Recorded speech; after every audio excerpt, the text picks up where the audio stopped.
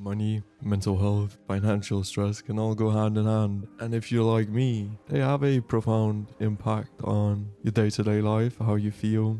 We're diving into something that a lot of us deal with, but not that many people talk about this openly. So I want to shed some light on it. I want to go over some tips and what I've kind of realized along my journey with mental health, with financial stress, and just money in general. So here's the thing: money, mental health, financial stress, they're all interconnected, and oftentimes we don't realize just how much one impacts the other.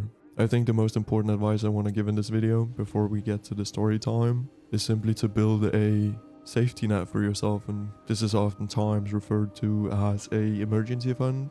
Bizpaths recently made a great video about that, so I'll link that in the description. Absolutely go watch that. For me, for example, financial stress is absolutely no joke. It severely impacts my mental health in a way that's hard to describe, I would say. So here's how I balance it. So I cannot stress how important it is to build this safety net. I have a year's expenses saved up. This simply allows me to not be in survival mode. Unexpected expenses don't weigh as much on me as they used to. I've realized that building this emergency fund helps in so many great ways. Just yesterday, I ended up with a flat tire. That unexpected expense could absolutely make or break a month for me before that, but now it's not something I worry about necessarily that much. Obviously, it sucks to deal with something like that, but that's life. There's always something unexpected that will happen eventually. The way you can go about making a emergency fund to begin with is simply start slowly. Whatever money you can put aside for that, absolutely do so. It doesn't have to be something big to begin with, depending on where you live and job safety and all that stuff. A couple months, 4 months maybe. It's all up to you to decide what suits your life. But for me, I like having that extended amount of money available for that rainy day, and I want to go into that with my story later on. Here's the thing about financial stress for me. You might share this experience. Having financial stress that just hangs over your head absolutely takes away from your day. If you don't have your finances in order, you'll feel more anxious. And for me, I feel a lot of guilt when I don't have my stuff in order. Now, I want to touch on addiction. For me, a pitfall has been cigarettes. Now, imagine $10 a pack, and if you have any addictions and you can manage to quit them, you'll see yourself succeeding financially so much faster. And now $10 isn't necessarily that big of an expense, but if you're doing it daily, like I was, it adds up fast. It was like $300 a month just to keep that addiction alive. And it didn't matter if I didn't have money for food. If I had at least for cigarettes, I would be fine with that. That mentality has absolutely hindered me in so many ways. So quitting for me has helped tremendously. I cannot stress enough how much these small, seemingly inconsequential decisions will affect your finances. They really will. Even if it's something as simple as buying a cup of coffee from Starbucks every morning, it adds up, man. Touching on mental health, I struggle with something called borderline personality disorder. It's a very harsh affliction of the mind and emotionally draining. I kind of want to say that that's the reason I became an addict in the first place.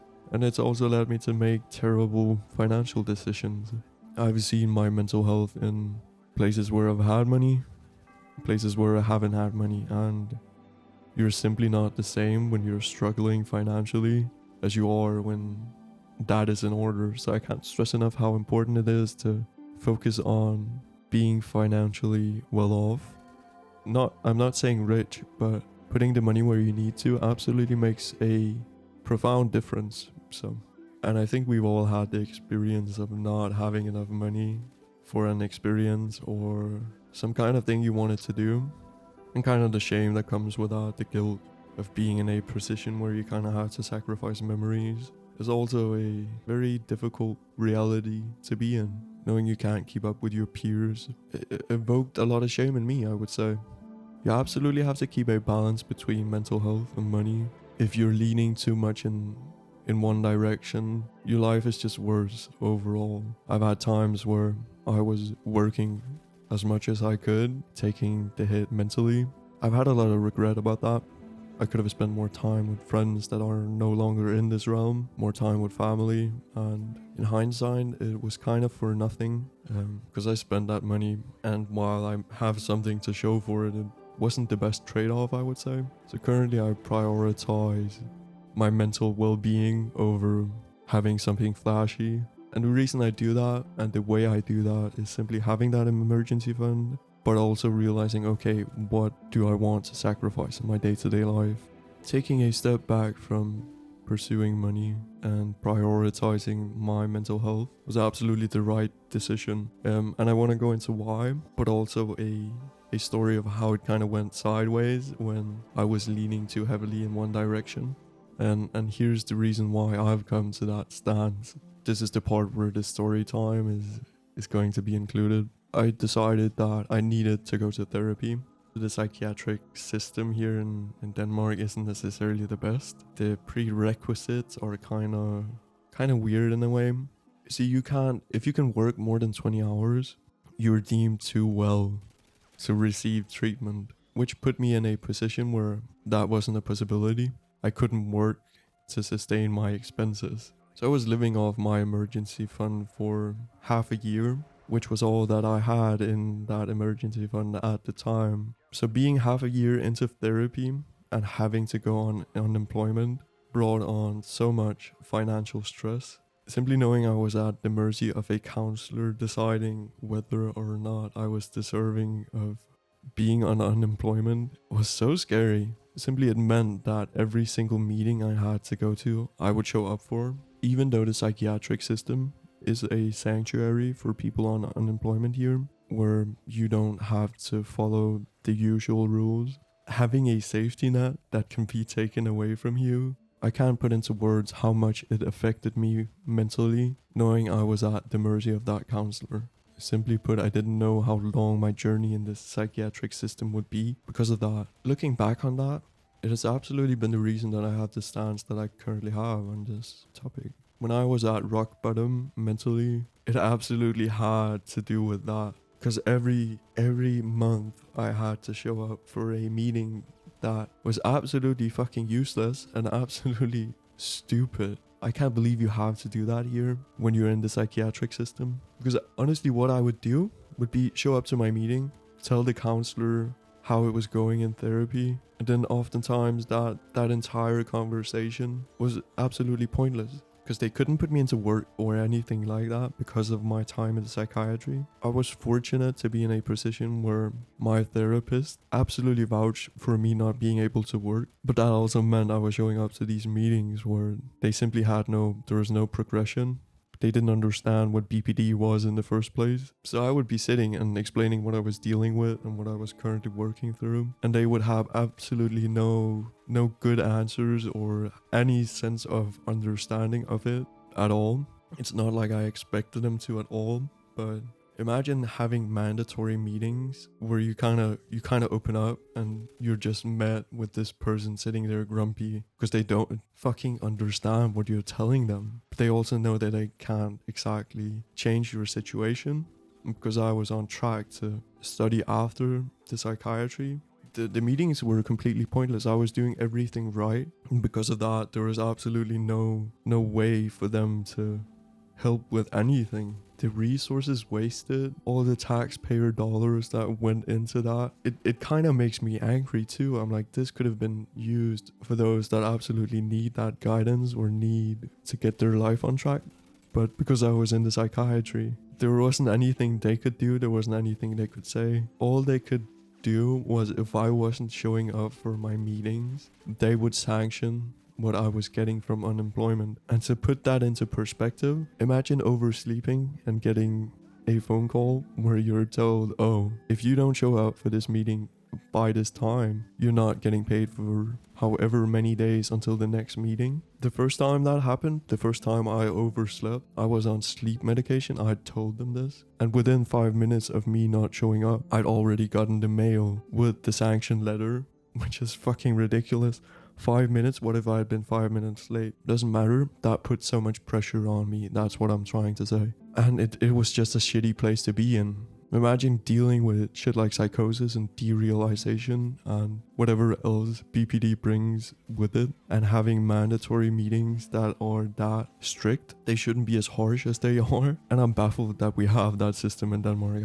I just can't believe it. But it's all the more reason that you need the safety net. If I could have coasted through my entire stay in the psychiatry and just used my savings, I would have been happier overall. I would have progressed more in therapy. I would have, simply put, lived a better life instead of having this financial stress hanging over me. And it's not like I wasn't getting paid on time or anything like that, but that whole aspect of knowing it could come crashing down if the counselor was having a bad day or made a poor decision that wasn't exactly informed, because oh man, they did that a lot. Even one of the people in my therapy group had missed a day and just got completely terminated from unemployment. And imagine that, having that stress on top of trying to deal with the issues you were already dealing with in therapy. Like, I felt so bad for that person, and I got so angry on her behalf. And there isn't anything you can do about it. You can simply just try again, and you have to wait for that whole process of getting on unemployment again, because it's the fucking government. What are you gonna do? Like, show up and demand? No, you're at the mercy of their hands, and it sucks so bad. So yeah, taking that step back financially, despite all the things that came with it, was absolutely worth it. I'm more successful now because of the experience I've gained in this psychiatry. I have more to give in my day-to-day life. I have more energy. I don't deal with issues to the degree I used to. I don't have to worry about having a episode of derealization and being at the mercy of a counselor anymore.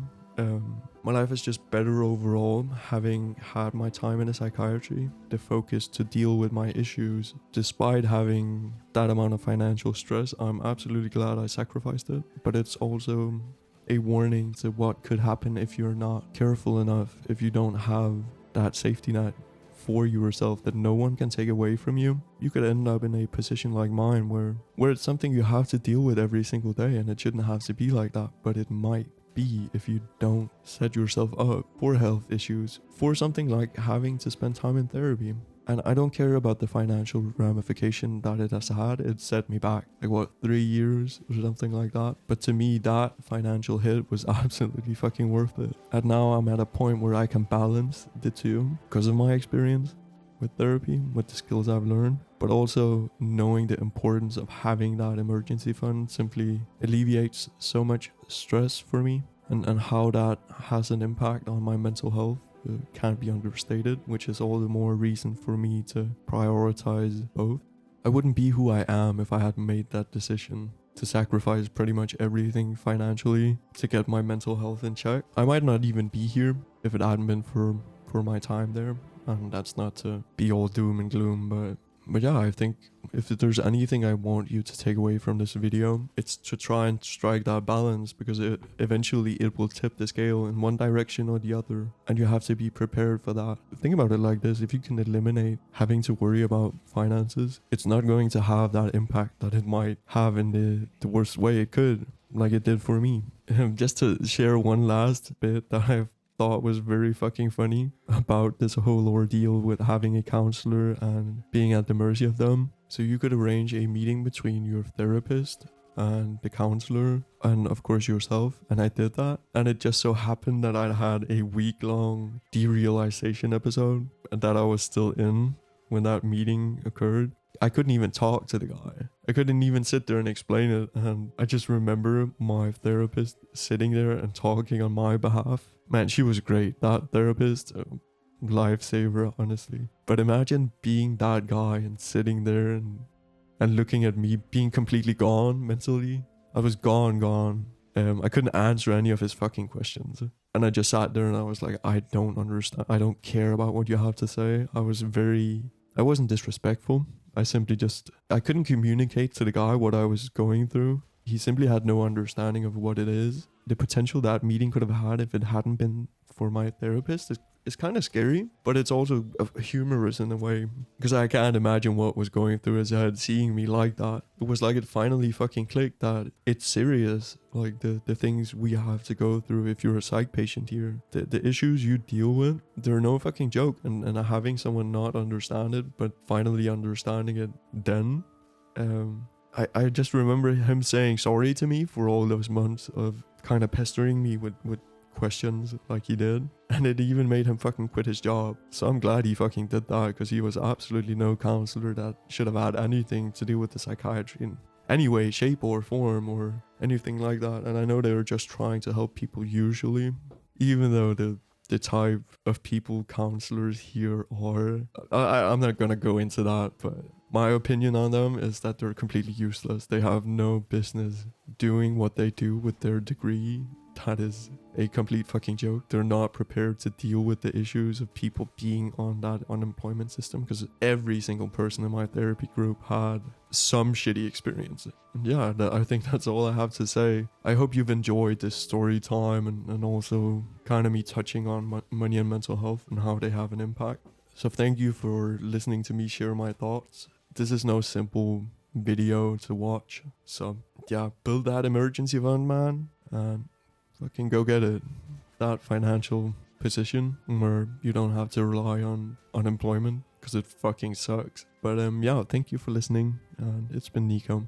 See you on the next one.